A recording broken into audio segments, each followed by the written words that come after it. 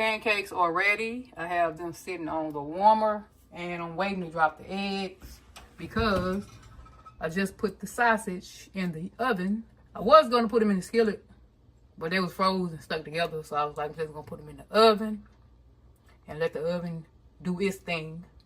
I almost done cooking my breakfast.